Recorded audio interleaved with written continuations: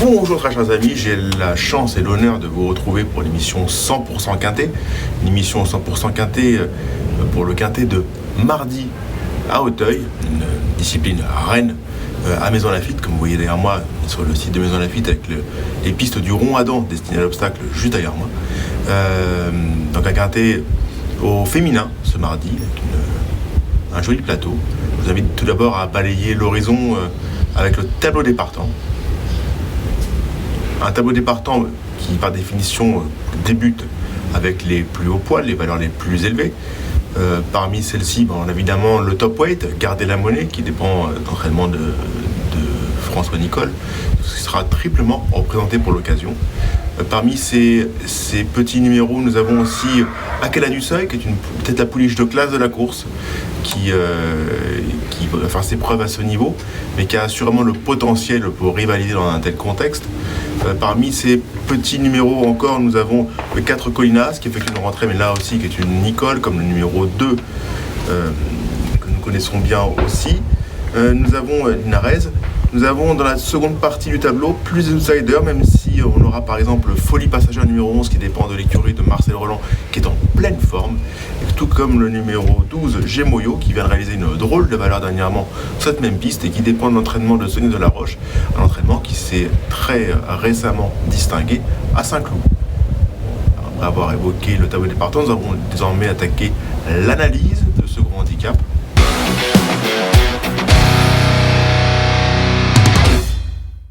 Un quintet qui s'annonce par définition ouvert, mais qui, par définition, est certes ouvert, mais on peut remarquer tout de même qu'il y a quelques priorités, du moins à mes yeux, et la dichotomie paraît assez claire avant l'heure. Nous avons tout d'abord, parmi les évidences, une pouliche qui sera peut-être pas la favorite de tout le monde, mais une pouliche qui, à mes yeux, peut tout à fait vaincre ici. Le numéro 6 est d'honneur, qui a effectué une rentrée nécessaire dernièrement cette même piste de l'Auteuil.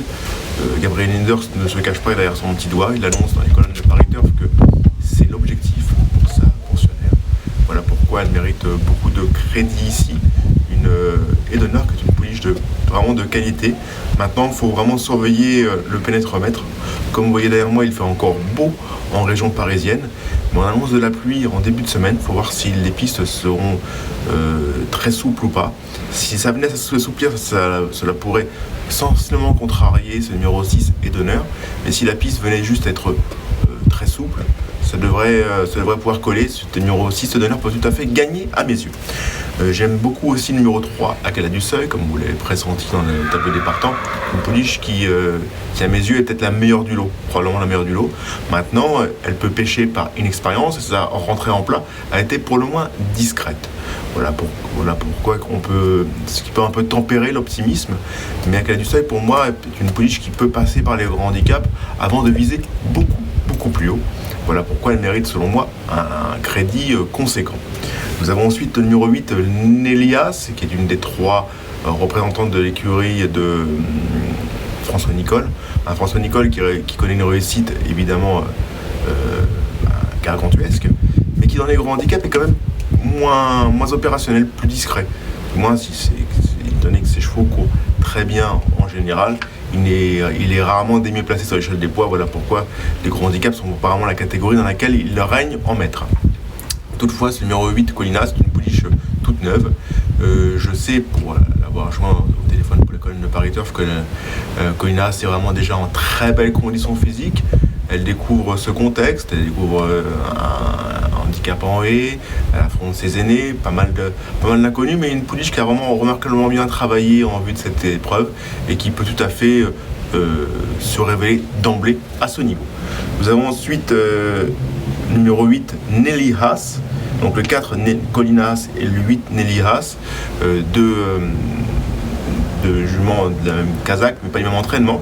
Le 8 Nélias sera à l'entraînement de notre ami Arnaud Chaillet, une Nélias qui est une pouliche là aussi de qualité, une pouliche qui a assurément du potentiel, qui paraît très correctement située sur l'échelle des poids et qui peut, à mes yeux, tout à fait brouiller l'écart. Donc le 6 est d'honneur, le 3 Akela du Seuil, le 8 Nélias et le 4 Colinas, et le 5 Geelong Sport qui vient de réaliser une remarquable valeur dernièrement dans une course à condition sa condition dans laquelle on trouvait beaucoup de candidates à ce gros handicap du jour. Et ce jour-là, c'est vraiment cette admirable compétitrice. C'est une nouvelle fois très bien défendue. C'est une jument très dure à l'effort qui, selon moi, devrait finir parmi les 5 premières. Elle n'a pas de marge dans la valeur qu'est la sienne. Je la vois plus pour une place que pour la victoire. Mais elle s'annonce, à mes yeux, très compétitive. Nous avons ensuite le 11 Folie Passagère qui dépend de l'entraînement de Marcel Roland. Marcel Roland qui connaît une réussite ces dernières semaines qui est fabuleuse. Vraiment, c'est quasiment à sans faute, que ce soit en plat ou en obstacle. Voilà pourquoi ce numéro 11 Folie Passagère doit impérativement se retrouver sur un ticket. Là encore, je ne suis pas sûr qu'elle ait beaucoup de marge de manœuvre en la valeur qu'est la sienne. Cependant, elle paraît à mes yeux tout à fait compétitive pour une 3, 4 ou 5e place. Nous avons ensuite le 12 Gémoyo. Gémoyo qui dernièrement a été remarquable. Dernièrement, elle a probablement fourni la meilleure valeur de sa carrière. Jugée sur cette sortie, elle peut tout à fait gagner ici. Toutefois, elle avait l'avantage de conditions dernièrement, puisque c'était quand même produite cet été, face à des rivales qui, pour beaucoup, effectuent leur reprise de contact. Voilà pourquoi on peut espérer des progrès de ces rivales qu'elle ne va peut-être pas accomplir elle-même. Je la vois plus donc pour une place que pour le succès. Toutefois, sur ce qu'elle a réalisé dernièrement, elle paraît très bien placée, du moins en valeur. Nous avons ensuite l'As Garder la Monnaie, qui est partie aussi, à mes yeux, des belles chances. Maintenant, elle n'a vraiment aucune marge dans la valeur qu'est la sienne, mais de plus, c'était quand même une pouliche de poche, une pouliche qui n'a quand même pas un physique très puissant, elle n'est pas très porteuse, et le fait d'avoir le top weight et de porter 71 kg n'a rien d'une sinécure pour elle. Voilà pourquoi je ne la vois pas comme une priorité, mais plus comme une placée potentielle. Nous avons ensuite le 14 Valentine, qui fera partie aussi à mes yeux des chances régulières. Une Valentine qui peut tout à fait viser une place dans ce quintet. Elle s'est produite ces dernières heures derrière moi sur les haies du Rond-Adam et son dernier travail a été très satisfaisant. Voilà pourquoi Sylvain Déez a préféré cet engagement pour elle, la faisant non partante précédemment pour aller sur cette course. Il n'y a pas beaucoup d'aînés, c'est une 4 ans mais elle n'a pas beaucoup d'aînés sur sa route. Elle est vraiment opérationnelle sur sa fraîcheur. Elle n'a certes là aussi pas beaucoup de marge pour le succès. C'est une pouliche qu'on peut accueillir dans un champ réduit à jolie cote. Elle peut tout à fait brouiller les cartes ici. Et nous avons enfin parmi les chances régulières le 2 Linares. Linares qui dépend là aussi de l'entraînement de François Nicole. C'est la 3e professionnelle de François Nicole que nous évoquons ici. Mais une Linares qui est une pouliche qui a assurément du potentiel, qui en la valeur qu'est la sienne ne semble pas disposer de beaucoup de marge et qui n'a pas beaucoup réussi d'exploit sur la butte Mortemart. C'est plus ça qui m'embête plus qu'autre chose. En effet, c'est une jument qui est plus à l'aise sur les tracés plus coulants qu'Auteuil, du moins pour le moment.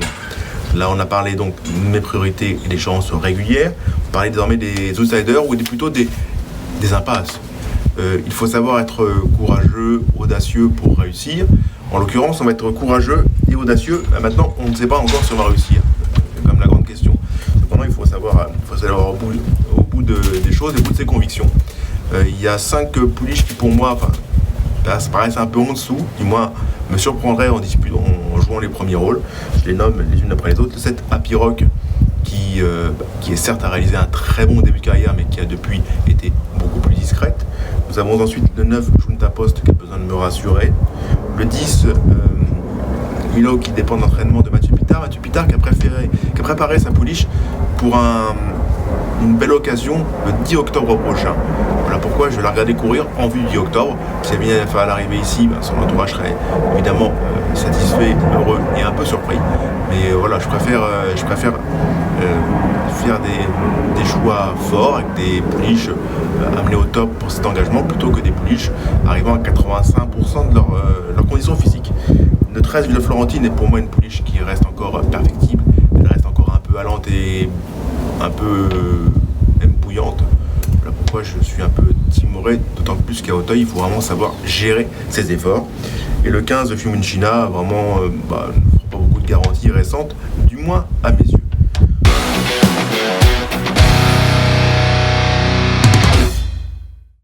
On va passer donc à mon ticket quintet qui se compose de 5 numéros, vous le savez désormais. Le 6 est d'honneur, pour moi peut gagner. Il y aura une jolie cote en plus, donc il faut oser. Le 3, Akela du Seuil, est une vraie bonne pouliche. Une pouliche qui peut passer par les gros handicaps avant de finir dans les groupes. Je me méfie beaucoup de sa candidature. Ensuite, nous avons les deux As, le 8 Nélias et le 4 Colina As, qui dépendent certes d'entraînements différents, mais qui sont pour moi difficilement dissociables. C'est que le Pouliche qui a encore un peu des profils un peu similaires, et qui sont à mes yeux des placés tout à fait possibles, voire très probables. Et on finit par le 5 Geelong Sport, qui n'a certes pas de marge en valeur que la sienne, mais qui peut tout à fait viser une place dans ce quintet top 5 du jour. Nous allons basculer dans avec le cheval du jour, un cheval du jour qu'on est allé chercher de façon un peu exotique à Nantes. Et on va jouer le 610 à Nantes, qui s'appelle Blasimon. Un Blasimon qui est un concurrent dépendant d'entraînement de François Nicole. François Nicole qui a préféré cet engagement pour Blasimon plutôt qu'une autre course à Hauteuil. Un Blasimon qui court très bien freine en général. Un cheval qui avait déjà vaincu par le passé sur l'hippodrome de Nantes. Certes, le lot de qualité, notamment un autre pensionnaire de François Nicole qui a aussi une bonne chance dans cette même course. Et on a aussi le numéro 3 Canuts qui est vraiment le champion du monde de Nantes. C'est un cheval qui est vraiment très rarement décevant à Nantes, qui reste sur une série de bons résultats. Toutefois, on va spéculer parce que si 610 Blasimon ne sera pas le favori de tout le monde. Voilà pourquoi je vous le recommande chaudement. Chers amis, c'était un plaisir, j'espère qu'il fut partagé. Nous allons changer de discipline pour mercredi, nous allons rebasculer au trot. Je vous dis à très bientôt, en espérant avoir été suffisamment audible, compréhensible et pourquoi pas compétent. À bientôt.